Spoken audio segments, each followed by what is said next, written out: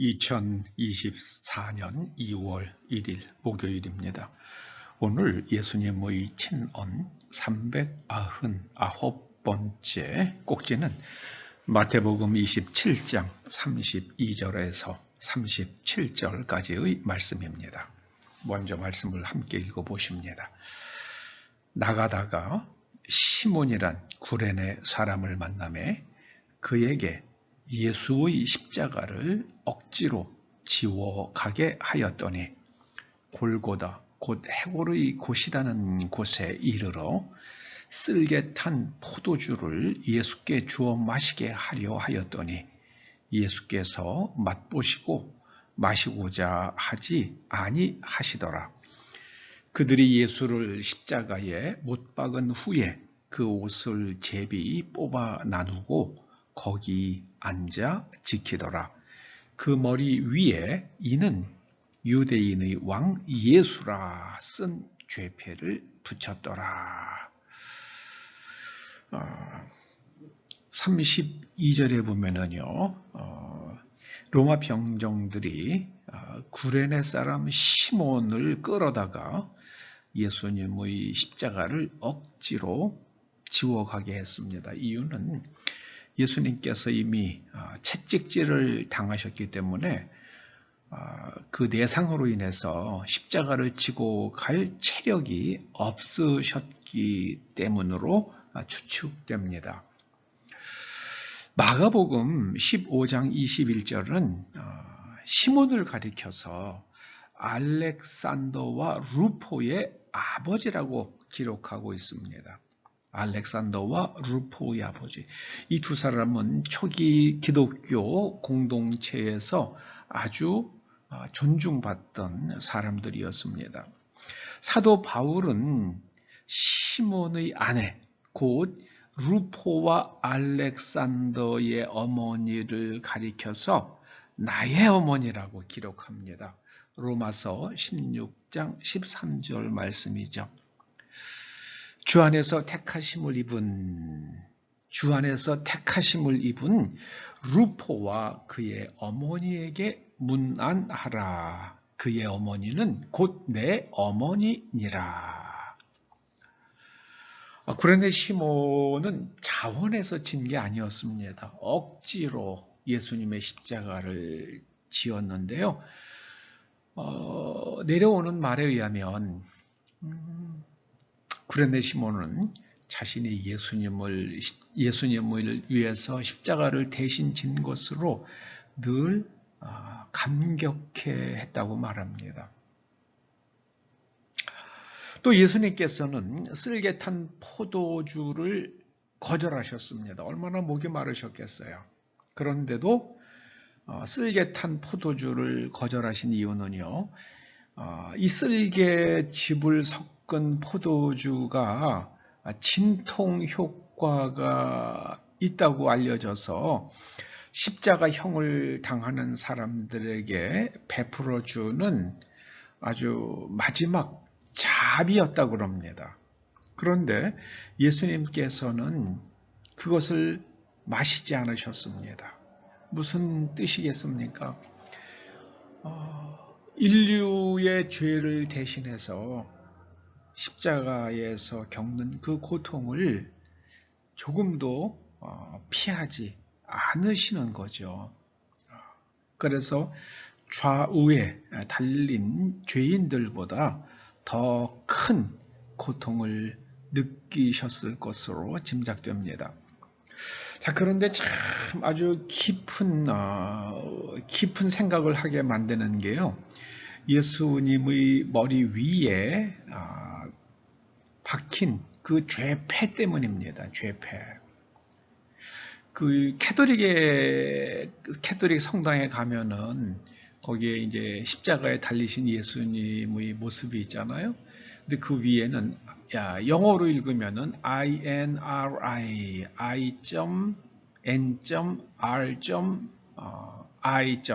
이런 패가 하나 붙어 있죠. 사실은 좀 더 많은 글씨가 있었을 겁니다. 성경에 보면 그 죄패는 히브리어와 라틴어와 헬라어로 쓰였다고 기록하고 있습니다. 근데 이 라틴어로 로마자로 예수 유대인의 왕, 나사렛 사람, 나사렛의 예수 유대인의 왕, 이것을 그 라틴어로 쓰면은요, 이에수스 나자레누스 렉스 유다롬 이렇게 됩니다. 유다오름 이렇게 됩니다. 그래서 그 앞글자를 따서 INRI, 이게 영어식으로 읽은 거예요. 알파벳으로요. INRI 이렇게 네 글자를 이렇게 이제 새겨서 그 십자가에 늘 다는 것이 캐톨릭의 전통이죠. 그런데 참 놀라운 것은요, 이것을 히브리어로 쓰면은요, 예수와 하나차레이, 왜냐하면 나차레이는 나사렛 사람이라는 말인데요, 거기에는 이 정관사가 붙습니다. 하라는 정관사가 붙어요. 그래서 예수와 하나차레이 뿌멜렉, 뿌는 이거는 그 일종의 접속사 같은 거예요. 그냥 아니면은 그 연결사입니다. 그래서 뿌멜렉 하예후딤, 예후딤은 유대인의 왕, 유대인이죠. 멜렉은 왕이란 뜻이고요. 예후딤은 유대인들. 거기에 정관사가 또 붙어요. 그래서 요드해 바우해 이 앞글자를 따면 예수와의 첫 글자가 히브리 알파벳으로 요드예요. 그리고요, 하나차레이의 첫 글자가 뿌멜렉의 첫 글자가 부, 그리고 예후딤의 첫 글자가 햄입니다. 그래서 요드해 바우 해가 돼요. 근데 이것이요, 구약 성경에 하나님을 가리키는, 우리 성경은 그걸 여호와로 써요. 여호와를 그렇게 적었습니다. 그런데 그 하나님을 가리키는 네 개의 자음이 나와요. 근데 그 정확한 발음은 모른다고 그러죠.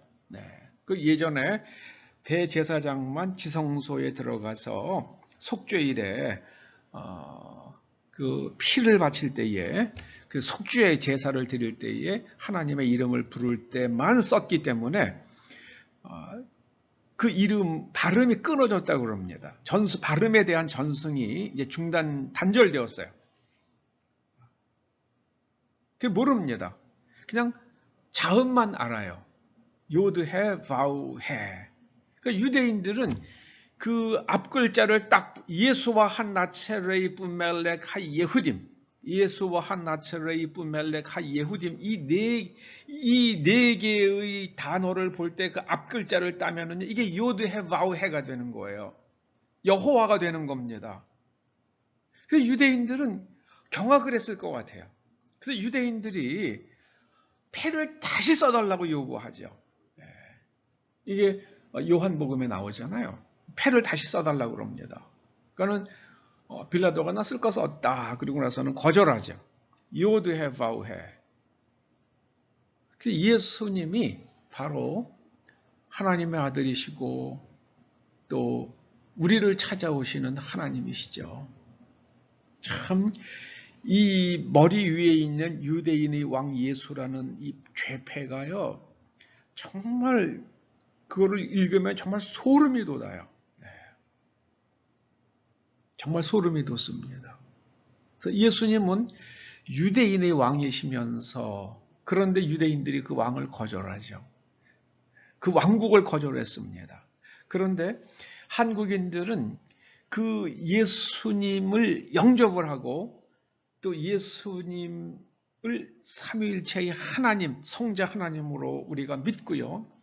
그리고 예수님께서 다시 오실 것을 믿고 성경의 모든 말씀을 우리가 진리로 수용하잖아요. 그래서 하나님께서 이 땅에 복을 주신다고 저는 생각합니다.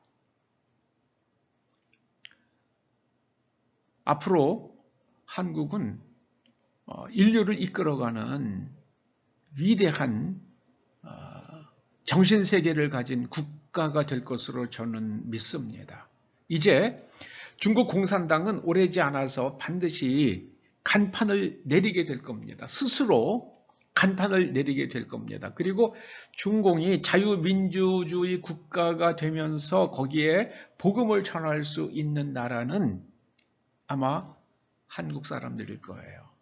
그리고 중국이 자유민주주의화가 되는 일들이 일어나기를 저는 기도하고 있습니다.